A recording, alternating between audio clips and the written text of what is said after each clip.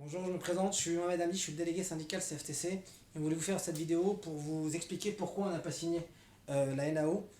La question qu'on devrait se poser, c'est comment on aurait pu signer la NAO. 5 points. Le premier, c'est une RDR à zéro. Première fois de toute l'histoire de l'entreprise d'avoir une RDR à zéro. 2, le frigo, c'est une très bonne nouvelle. Sauf qu'il y a des magasins qui n'ont pas la place pour le faire et il y a des magasins qui ont déjà cotisé pour l'avoir. Donc ça, c'est le deuxième point. Le troisième point, la réintégration du variable. Ça n'a pas augmenté le pouvoir d'achat. On a juste pris à droite et on a mis à gauche. La quatrième, une prime où on ne connaissait pas la somme. On demandait de signer un chèque en blanc, ce qui était inacceptable pour nous. Et rien pour le siège. Sachant que tous les discours du PDG et du DG ont été dans l'optique de dire qu'on avait super bien bossé en 2014 et encourager et féliciter 2015. Aucun geste motivant et récompensant tout le travail qui a été fait pour l'ensemble des salariés n'a été fait par l'entreprise. On ne peut pas signer, nous, au nom des salariés, cette négociation-là. Quand on signe pas au nom des plus de 1800 salariés et c'est ce qu'on a fait. En tout cas, chez nous et à la maison mère, on a fait pareil.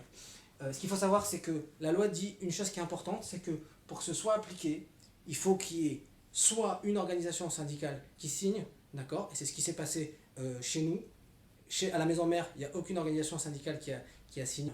Quand on signe ça, c'est qu'on est d'accord avec l'entreprise de dire c'est ce qu'il faut pour les salariés. Nous, on considère que c'est pas ça qu'il faut pour les salariés. Donc, il fallait, je pense, qu'aucune organisation syndicale ne signe ça. Si aucune organisation syndicale signe, la loi dit que il faut signer un document où on liste les propositions des organisations syndicales et la direction met ce qu'il va mettre en place unilatéralement. Et c'est ce qui se serait passé cette année avec toute la force de conviction et le travail qu'on a fait.